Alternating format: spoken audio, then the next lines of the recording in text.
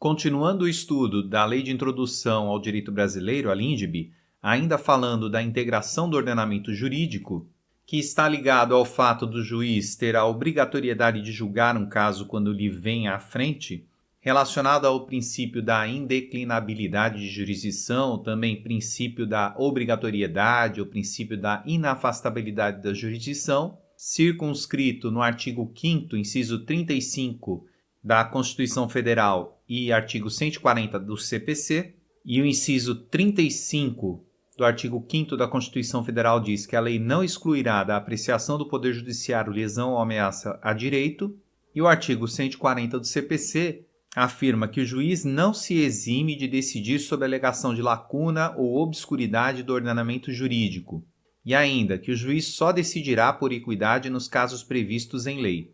E como foi visto em aulas anteriores, quando existem lacunas nas normas, o juiz, com base no artigo 4º da LINDB e no artigo 140 do CPC, deverá resolver o caso em questão através da analogia dos costumes e dos princípios gerais de direito. E o artigo 4º diz que, quando a lei for omissa, o juiz decidirá o caso de acordo com a analogia, os costumes e os princípios gerais de direito. E para assistir às aulas anteriores, basta clicar no card acima. E como vimos na aula anterior, relacionada à integração, já estudamos a analogia e os costumes. Falta-nos, portanto, estudar os princípios gerais de direito e a equidade. Em relação aos princípios gerais de direito, elas são premissas éticas para a elaboração das normas. Também são conhecidas como postulados básicos de organização do direito. Ele está presente em todo o ordenamento jurídico, em todo o sistema judiciário. E a título de exemplo, podemos citar um brocardo jurídico que diz que o direito não socorre aos que dormem. Esse brocardo jurídico é um dos brocardos que fundamenta o Instituto da Prescrição e da Decadência no direito, que diz respeito ao fato de que, se você demorar muito para buscar o seu direito, você o perderá. E aqui embaixo tem um texto bíblico que é um contraponto a esse brocardo jurídico, que diz que Deus cuida de seus amados enquanto dorme. Está lá no Salmo 127:2. No entanto, se esse amado dormir em relação ao direito, perderá o seu direito. Então, tomem cuidado. Ainda em relação à integração, temos a equidade, que diz respeito aos fins sociais e ao bem comum relacionados à norma. E podemos encontrar isso descrito no artigo 5 da LINDB, que diz que na aplicação da lei, o juiz atenderá aos fins sociais a que ela se dirige e às exigências do bem comum. E em relação à aplicação da equidade, nós temos 3 formas distintas que darão conceitos distintos à equidade. Quais sejam? A equidade na elaboração legislativa, que está relacionada à produção legal do texto normativo com justiça, buscando a necessidade social e o equilíbrio de interesses, e a equidade relacionada à aplicação do direito, que pode ser classificada de 3 formas distintas: a equidade substitutiva, a equidade integrativa e a equidade interpretativa. A equidade substitutiva, ela cria uma norma para o caso concreto. Já a equidade integrativa complementa uma norma lacunosa também para o caso concreto. Portanto, tanto a equidade substitutiva como a equidade integrativa pressupõem uma norma incompleta. E ambas são de cunho individual, ou seja, para o fato que está sendo julgado.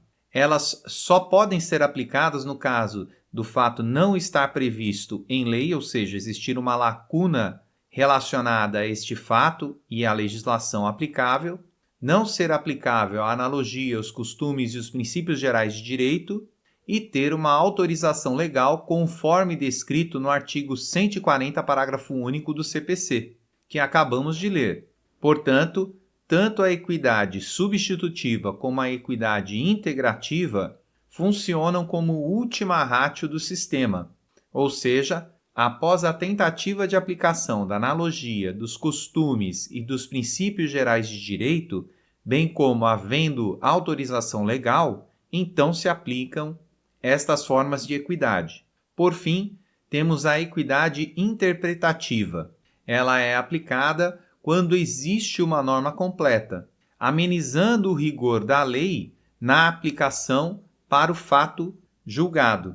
Portanto, também tem cunho individual. E como pode ser verificado no caso da equidade, nesse sentido, ela se trata de igualdade, de retidão da maneira de agir ou imparcialidade ou reconhecimento dos direitos de cada um. Essa é a tradução oficial no dicionário da palavra equidade. Portanto, o juiz sempre deve usar a equidade ao interpretar a norma. Assim, em caso de questões de concurso, equidade é cobrado no sentido de equidade substitutiva ou integrativa. No entanto, se a pergunta especificar que seja uma equidade interpretativa, ela sempre é aplicada. E nesse caso não haverá integração da norma, pois a norma está completa. Por fim, em relação à equidade, precisamos apontar que é proibida a equidade cerebrina, que é aquela usada utilizando os sentimentos pessoais ou ideologia para interpretar a norma. Essa não pode ser usada e não deve ser usada sob pena de parcialidade por parte do juiz. Obviamente que o juiz, por ser humano, tem sentimentos pessoais e também tem suas próprias ideologias. No entanto, ele deve procurar se afastar disso o quanto possível para fazer um julgamento com uma equidade interpretativa, que seja dessa forma imparcial, reconhecendo os direitos de cada participante do processo. Ainda em relação à integração, precisamos lembrar da forma como ela deve ser utilizada. E nesse caso, alguns autores descrevem uma ordem para a aplicação desta integração. E essa ordem é baseada no artigo 4 da LINDB e no artigo 108 do CTN. E o artigo 4 traz, segundo alguns autores, a ordem correta para o uso da integração. Então, primeiramente, o juiz tentará usar a analogia, posteriormente, ele tentará usar os costumes e depois os princípios gerais de direito. Essa construção é baseada no artigo 108 do CTN, que diz que, na ausência de disposição expressa, a autoridade competente para aplicar a legislação tributária utilizará sucessivamente na ordem indicada a analogia, os princípios gerais de direito tributário, os princípios gerais de direito público e a equidade. Lembrando que o emprego da analogia não pode resultar na exigência de tributo não previsto em lei e que o emprego da equidade não poderá resultar na dispensa do pagamento do tributo devido.